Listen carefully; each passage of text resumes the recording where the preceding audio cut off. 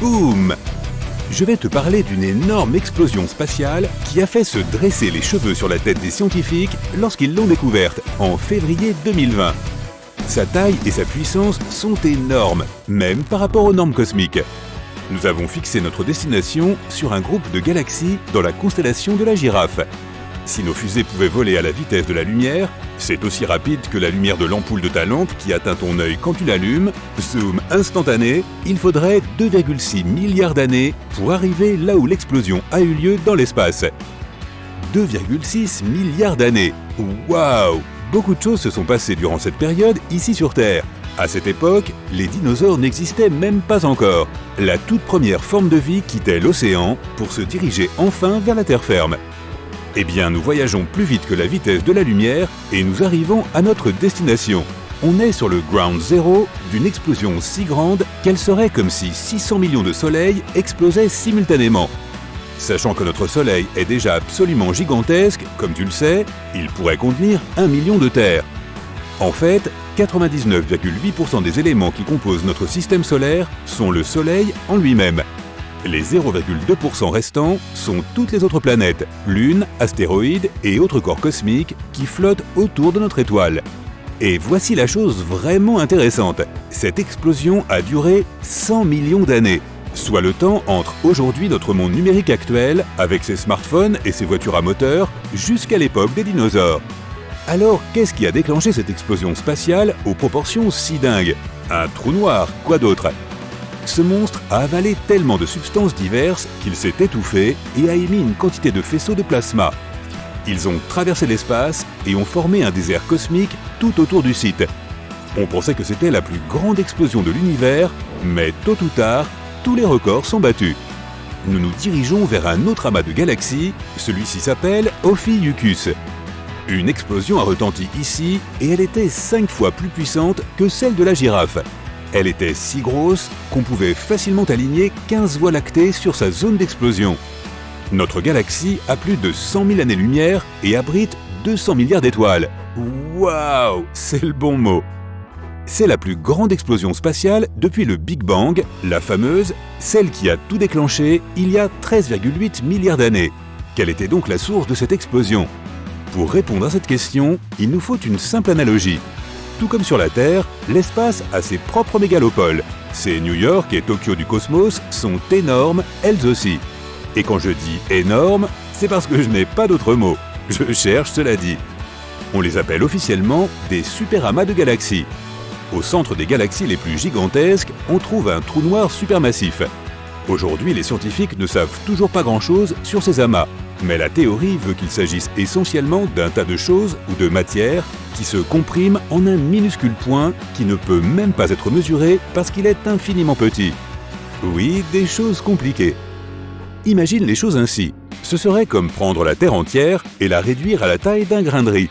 Mais ce grain de riz aurait toujours le même poids que la planète. Tous ces éléments seraient vraiment très comprimés.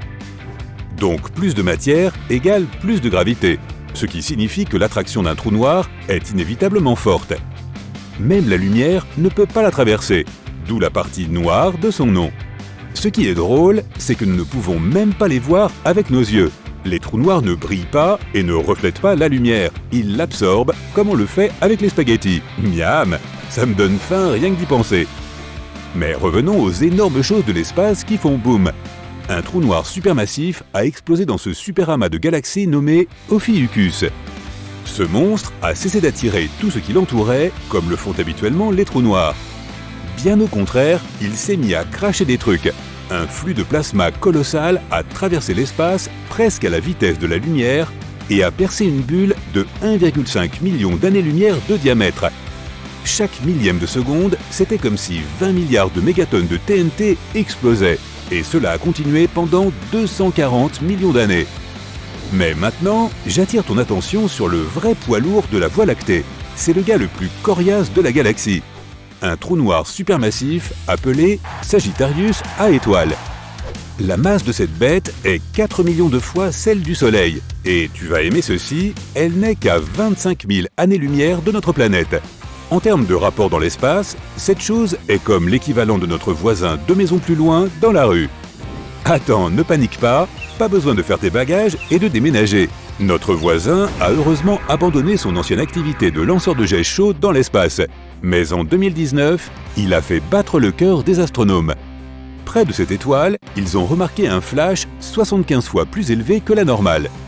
Leur théorie, numéro 1, le trou a englouti une partie d'une étoile qui se trouvait bien trop près pour être à l'abri.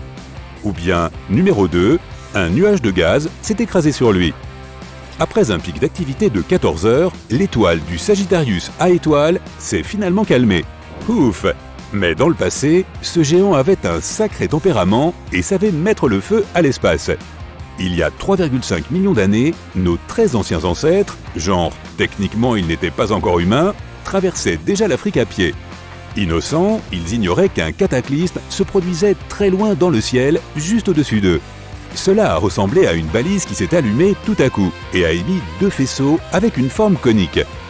Le tout a été déclenché par un nuage d'hydrogène 100 000 fois plus grand que le Soleil. Il s'est approché un peu trop près et l'étoile Sagittarius A étoile a réagi. Ces jets de plasma ont traversé l'espace pendant 200 000 années-lumière et ont continué pendant 300 000 ans de plus. C'est un claquement de doigts sur l'échelle cosmique, mais les astronomes trouvent encore aujourd'hui des traces de ce boom. Les étoiles à neutrons savent aussi comment déclencher de gros feux d'artifice. Elles apparaissent lorsque des étoiles géantes sont à court de carburant et s'effondrent sur elles-mêmes. Imagine que le Soleil en entier soit comprimé à la taille d'une petite ville. Oui, cela rend les étoiles à neutrons incroyablement denses et lourdes. Une cuillère à café de leur matière pèse environ 10 millions de tonnes. Elles tournent extrêmement vite, des centaines de rotations complètes par seconde. Et pour certaines d'entre elles, elles lancent des faisceaux d'énergie depuis leur pôle, ce qui leur donne l'apparence d'un phare cosmique. L'une des étoiles à neutrons la plus intéressante se trouve dans la constellation du Sagittaire. Comme les trous noirs, elle possède une puissante gravité et attire des tonnes de matière. Tout cela s'accumule dans un énorme disque qui tourne. Cette étoile en particulier était alimentée par l'hydrogène d'une étoile voisine. Elle a englouti sa voisine et elle a absorbé tellement de matière qu'elle s'est mise à chauffer.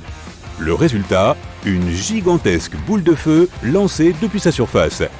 Les astronomes en ont été témoins le 20 août 2019. Ils ont vu un flash de 20 secondes qui a illuminé l'espace. C'était l'explosion la plus brillante que la NASA ait jamais vue. L'étoile a dépensé pour cela plus d'énergie que le Soleil n'en produit en plus d'une semaine. Mais bien sûr, rien ne vaut le plus grand boom de tous, celui qui a apporté la vie à notre univers tout entier, selon la théorie la plus répandue. Mais d'abord, un petit retour en arrière. Les scientifiques estiment que seulement 5% de l'univers est constitué d'étoiles, de planètes, d'astéroïdes, de comètes, de nuages de poussière, de toi, moi, ton chinchilla, de toute la vie, en gros de tout ce que tu peux voir de tes propres yeux. Alors, que peuvent être les 95% restants? Même si ça a l'air louche, c'est la mystérieuse énergie noire et la matière noire. En termes simples, elles sont comme le yin et le yang de l'espace. La matière noire attire les choses les unes vers les autres grâce à la gravité. C'est la colle de notre univers qui maintient tout ensemble. L'énergie noire fait le contraire. Elle fait que les choses se repoussent et s'éloignent les unes des autres. C'est ce que dit la théorie. Et bizarrement, l'énergie noire fait que les choses qui sont déjà loin entre elles s'éloignent de plus en plus. Les scientifiques peuvent même le constater par eux-mêmes. Plus une galaxie est lointaine, plus elle s'éloigne rapidement de la Terre. Mais ces deux forces n'ont pas toujours été présentes. En fait, il y a environ 13,8 milliards d'années, il n'y avait rien autour. Tout était condensé en un minuscule point infiniment petit. Cela te semble familier? Oui, ce mystérieux point qui rétrécit à jamais se trouve aussi au centre des trous noirs, et c'est ce qu'on appelle une singularité. C'est là que notre science et nos maths s'effondrent. C'est la chose la plus déconcertante qui soit. Mais un jour, ce point incroyablement dense et chaud a commencé à s'étendre dans toutes les directions. Et il a grandi plus vite que la vitesse de la lumière. Il a doublé sa taille 100 fois en une fraction de seconde. Si tu veux plus de détails, c'est 1/100 de milliardième, de trillionième de seconde. Oui, plus le temps passait, plus elle grandissait vite et plus elle était grosse. Et elle s'est agrandie depuis, comme si on faisait exploser un ballon qui n'éclate jamais. Les scientifiques ont appelé cette expansion le Big Bang. Et voilà,